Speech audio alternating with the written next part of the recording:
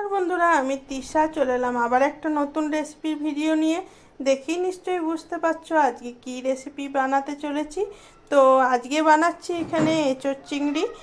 তো অনুষ্ঠান বাড়ির স্টাইলে মতন একদমই খুব সহজেই কি করে বানিয়ে নিচ্ছি এঁচোড় চিংড়ি রেসিপি। তো পুরো রেসিপিটা তাহলে দেখে নাও। এঁচোড়টা ফার্স্টে আমি কেটে নেবো, তারপরে এখানে চিংড়ি মাছটা ছাড়িয়ে নেবো, পরিষ্কার করে নেবো।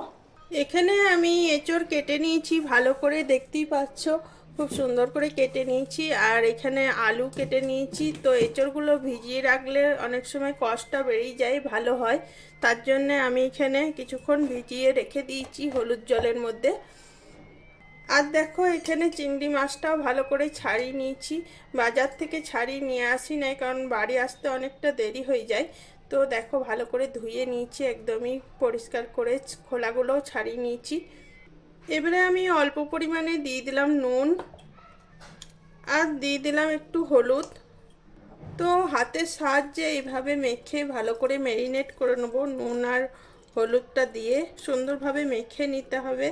আর মেখে 5 মিনিট রেস্টে রেখে দিতে হবে, তাহলে মাছগুলো খুব সুন্দর ভাজা হয়। কড়াই এখানে গরম হয়ে গিয়েছে, দিয়ে দিলাম একটু তেল।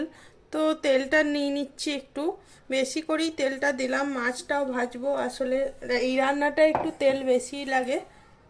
তেল গরম হতে হতে বাকি এইটাও করে নিচ্ছি, আরও একটা পদ্ধতি যেটা সবাই করে থাকো। কুকারের মধ্যে এঁচড়গুলো দিয়ে দিলাম আর সেদ্ধ করে নেবো ভালো করে 4টে সিটি দিয়ে। এইভাবে করলে খুব তাড়াতাড়ি হয়েও যায়। তো কুকারে সিটিটা লাগিয়ে দিলাম, গ্যাসের ওভেনে বসিয়ে দিলাম কুকারটা। আর এদিকে আমার কড়াই তেলও গরম হয়ে এসছে, আর 4টে সিটি দিয়ে নেবো। কড়াই গরম হয়ে এলে দিয়ে দিতে হবে একটু নুন। নুন দিলে মাছগুলো লেগে যাবে না। আর মাছগুলো দিয়ে ভেজে নেব। এই রান্নাটা এই পদ্ধতিতে করে দেখবে, খেতে খুব সুন্দর হয়। তবে তেলটা একটু বেশি লাগে, তো খুব তেলও দিই নাই। এখানে 8 কাপ মতন তেল দিয়েছি, যেটুকু আসলে লাগবে রান্নাতে, তো ওরকমই দিয়ে দিয়েছি। আর চিংড়ি মাছ বেশি ফ্রাই করা যাবে না, মিডিয়াম ফ্লেমে ফ্রাই করে নিতে হবে। মিনিট 3-4 সময় লাগবে। চিংড়ি মাছটা ভাজা হয়ে গেছে, আর আমি এটা আস্তে আস্তে তুলে নেবো তেল ঝরিয়ে। তবে তোমরা চাইলে চিংড়ি মাছ দিতেও পারো আর না দিতেও পারো, কিন্তু অনুষ্ঠান বাড়িতে চিংড়ি মাছ দিয়ে এরকম করে করে, অনুষ্ঠান বাড়ির স্টাইলে করে দেখাচ্ছি, ওই জন্য আমি চিংড়ি মাছ নিয়ে নিয়েছি। তো মাছগুলো আমি তুলে নিলাম। আর তোমরা এইভাবে করে নেবে, তাহলে তোমাদের রান্নাটাও অনুষ্ঠান বাড়ির স্টাইলেই হয়ে যাবে। আলুগুলো আমি দিয়ে ভালো করে ভেজে নেবো। আলুগুলো কুকারের মধ্যে দিই নাই, তাহলে গলে যায় অনেক সময় বেশি।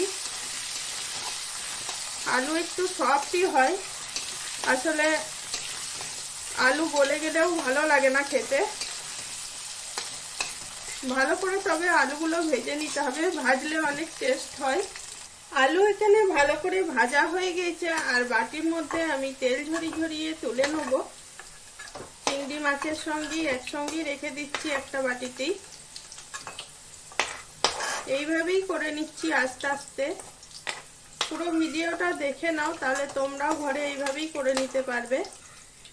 অনেকেই অনেক প্রসেসেই রান্না করে, আমার পদ্ধতিটা একবার ট্রাই করে দেখবে তোমরা।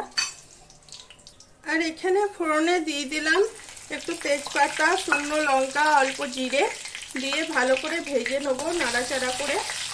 অনেকেই বলছে যে দিদিভাই তোমার রান্না ভালো হচ্ছে, আমরা ট্রাই করছি ঘরে। তো যাই হোক, ভালো লাগছে শুনে। দিয়ে দিলাম কুচানো পেঁয়াজ। ভালো করে তেজপাতা, শুকনো লঙ্কা ভাজা হয়ে গেলে কুচানো পেঁয়াজটা দিয়ে আবারও ভালো করে ভেজে নিতে হবে। আমি রান্নাগুলো একটু সময় নিয়েই দেখাই, যাতে তোমরা ঘরে ভালো করে করতে পারো। যারা নতুন আছো, রান্না করছো, তো তারা একটু দেখে নাও ভালো করে। সবাই তো একবারে পারে না ধরো। আর যারা কমেন্ট করো তারাও আমার খুব ভালো লাগে, সবারই কমেন্টেই আমি রিপ্লাই দিই। তোমাদের সুন্দর সুন্দর কমেন্টে দেখে আমাদের খুব উৎসাহ লাগে রান্না করতে। সুন্দর সুন্দর কমেন্ট করলে আসলে ভালো লাগে, যে এত ভালোবেসে কমেন্ট করেছে। যাই হোক, ভালো লাগে, অনেক অনেক ধন্যবাদ যারা কমেন্ট করো। আর সবারই রিপ্লাই দিই কমেন্টের মধ্যে, এমন নয় যে দিই না রিপ্লাই। আর রিপ্লাই দিতেও ভালো লাগে, যে সবাই একটু তো সময় নিয়ে যাই হোক ভালোবেসে কমেন্ট করেছে আর রিপ্লাই দেবো না, সেটা কি হয়। আর রান্নাটা দেখো করে নিচ্ছি এইভাবেই আস্তে আস্তে। পেঁয়াজ ভাজা হয়ে গেলে দিয়ে দিলাম কুচানো টমেটো। তো টমেটোটা দিয়ে ভালো করে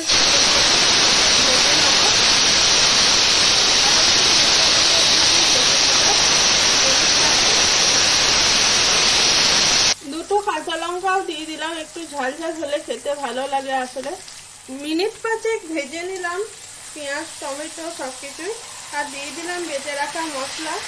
তো মশলায় আছে আদা রসুন পেঁয়াজ সব বাটা আর জিরে ধনে একসঙ্গে পেস্ট করে নিয়েছি। তো পরিমাণ মতন আমি মশলাটা দিয়ে দিলাম। এই রান্নায় একটু মশলা দিতে হয়, তাহলে খেতে ভালো লাগে আর অনুষ্ঠান বাড়ির মতনই একদম সুন্দর হয়ে যায়। তো মশলাটা আমি মিনিট 2 এইভাবে ভেজে নেব। মিনিট 2 ভাজা হয়ে গেলে দিয়ে দিলাম একটু হলুদ নুন আর একটু কাশ্মীরি লঙ্কা গুঁড়ি। তো দিয়ে ভালো করে এইভাবে ভেজে নেব আবারও 5 মিনিট।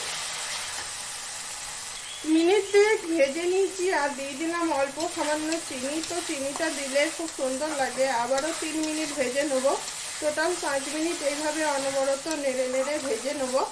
তো ভেজে নিলে রান্নাটা খুব সুন্দর লাগে। মশলাটা অবশ্যই ভালো করে কষাতে হবে, তবেই রান্নাটা ভালো হবে। আর মশলাটা জানবে যখন তেল ছেড়ে দেবে, তখন জানবে ভাজা হয়ে গিয়েছে, মশলা থেকে তেল বেরিয়ে যাবে।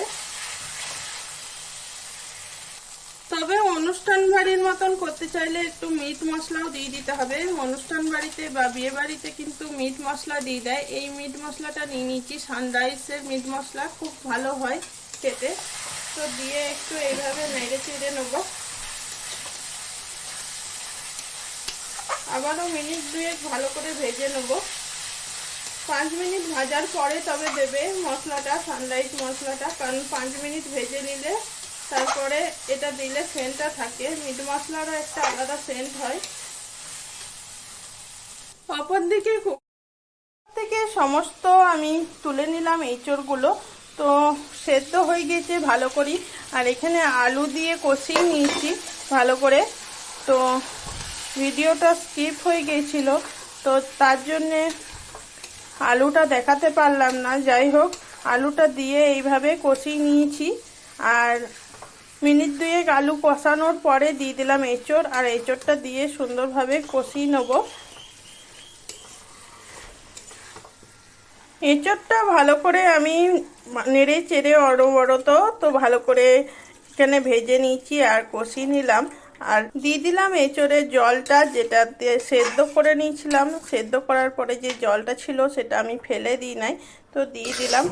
আর এঁচড়টাকে তবে অবশ্যই ভালো করে একঘেয়ে ভিজিয়ে রাখবে, আর সেই জলটা কিন্তু ফেলে দেবে। আবারও নতুন করে জল দিয়ে নুন হলুদ তেল দিয়ে ভালো করে কুকারে সেদ্ধ করে নেবে, তাহলে কষ্টটা লাগে না, খেতে খুব সুন্দর হয়ে যায়। তো জল দিয়ে ঢাকা দিয়ে আবারও 5 মিনিট সেদ্ধ হতে দেবো। আমি এখানে ঢাকা দিয়ে মিনিট 5 সেদ্ধ হতে দিয়ে দিলাম। 5 মিনিট পর আবারও ফিরে চলে এলাম। অনেকটা জলটা শুকিয়ে গিয়েছে, আর একটু তবে রস রসে রাখবো, একদম শুকনো করব না। আর এঁচড়টাও ভালো সেদ্ধ হয়ে গিয়েছে, আলুটাও সেদ্ধ হয়ে গিয়েছে। ওপর থেকে দিয়ে দিলাম চিংড়ি মাছগুলো। তো চিংড়ি মাছগুলো দিয়ে আবারও 2 মিনিট ভালো করে ফুটিয়ে নেব। এভাবে নেড়ে চেড়ে দিয়ে দিলাম একটা স্পেশাল গরম মশলা, যেটা আমি ঘরে বানিয়ে নিই। কোনো একদিন বানিয়ে দেখাবো এই মশলাটা। স্পেশাল গরম মশলাটা দিলে খুব সুন্দর টেস্ট হয়। দিয়ে আবারও একটু নাড়াচাড়া করে নেব। বাজারের গরম মশলা দিলে সেন্ট হয়, কিন্তু ঘরে বানিয়ে নিলে সেন্টটা আরও সুন্দর হয়। এখানে আমি একটা আলু কেটে দেখিয়ে দিচ্ছি। একদম সুন্দরভাবেই সেদ্ধ হয়ে গিয়েছে আলুগুলো। যে কুকারে সেদ্ধ করি নাই বলে সেদ্ধ হয় নাই তা নয়। আর এঁচড়টাও সেদ্ধ হয়ে গিয়েছে, দেখতেই পাচ্ছ একদম ভেঙে যাচ্ছে। তো কেমন হয়েছে একটু বলবে সবাই। তাহলে ভালো লাগবে। এখনকার রেসিপিটা এই পর্যন্তই, আবার পরে চলে আসবো অন্য কোনো রেসিপির ভিডিও নিয়ে। টাটা বাই, সবাই ভালো থাকবে, সুস্থ থাকবে। এত বড় রেসিপিটা দেখার জন্য সবাইকে অনেক ধন্যবাদ। আর প্রতিবারের মতনই সুন্দর সুন্দর তোমরা কমেন্ট করে আমাকে উৎসাহিত করে তুলবে, আরও যাতে পরে আমি আরও ভালো ভালো রেসিপি দিতে পারি। এই বলি ভিডিওটা শেষ করছি। টাটা বাই, সবাই ভালো থাকবে, আবারও বলে দিলাম।